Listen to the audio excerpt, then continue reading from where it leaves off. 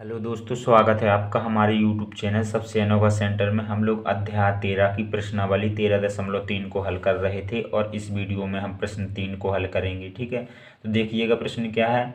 एक शंकु का वक्र पृष्ठीय क्षेत्रफल 308 सेंटीमीटर है और इसकी तिर्यक ऊंचाई 14 सेंटीमीटर है। ठीक है, कह रहा है ज्ञात कीजिए नंबर 1 में आधार की त्रिज्या और नंबर 2 में शंकु का कुल पृष्ठीय क्षेत्रफल। ठीक है, हमें वक्र पृष्ठीय क्षेत्रफल दे रखा है और दूसरे पॉइंट में कुल पृष्ठीय क्षेत्रफल निकालना है और पहले पॉइंट में आधार की त्रिज्या निकालनी है। ठीक है, तो शंकु इस प्रकार से होता है और जो इसकी ये वाली ऊंचाई होती है ये कहलाती है इसकी तिर्यक ऊंचाई, जो कितनी दे रखी है 14 सेंटीमीटर दे रखी है। ठीक है, और इसका वक्र पृष्ठीय क्षेत्रफल दे रखा है 308 सेंटीमीटर। ठीक है, तो हमें निकालने हैं ये दो पॉइंट। ठीक है, तो चलिएगा स्टार्ट करते हैं। तो सबसे पहले हम लोग लिख लेते हैं शंकु की तिर्यक ऊंचाई जो हमें दे रखी है। सो यहाँ पर लिखेंगे शंकु की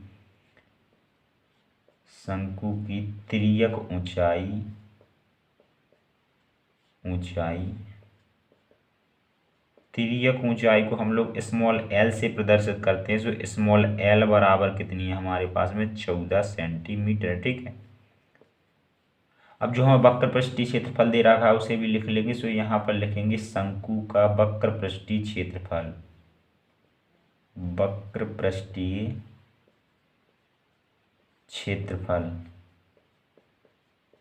शंकु का वक्र पृष्ठीय क्षेत्रफल कितना दे रखा है, हमें दे रखा है 308 सेंटीमीटर। ठीक है, तो ये हमने लिख लिया।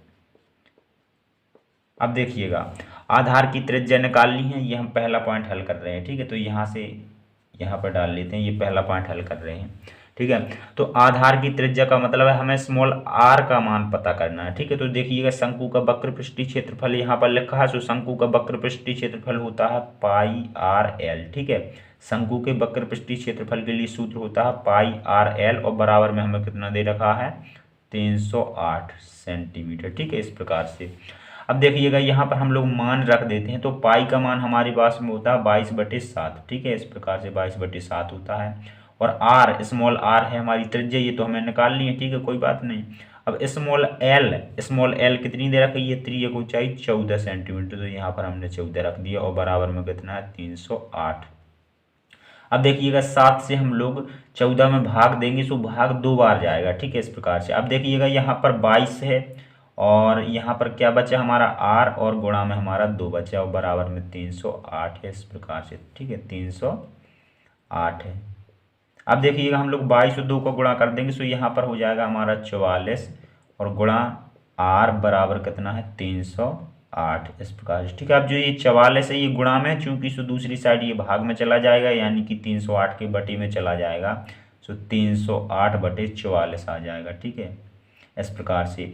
अब आर बराबर हम 308 में 44 से भाग दे देंगे। सो यहाँ पर भाग जाएगा हमारा 7 बार। सो 7 सेंटीमीटर ये हमारे स्मॉल आर का मान निकल के आ गया। ठीक है, तो हम कह सकते हैं अतः स्मॉल आर क्या है, स्मॉल आर हमारी त्रिज्या होती है। सो हम लोग लिख देंगे अतः त्रिज्या बराबर 7 सेंटीमीटर। ठीक है, इस प्रकार से ये हमारे पहले पॉइंट का आंसर हो जाता है। ठीक है, अब देखिएगा यहाँ से हम लोग दूसरा पॉइंट हल करते हैं। तो दूसरे पॉइंट में हमें क्या निकालना है, शंकु का कुल पृष्ठीय क्षेत्रफल निकालना है। ठीक है, तो यहाँ पर लिखते हैं शंकु का कुल पृष्ठीय क्षेत्रफल बराबर शंकु का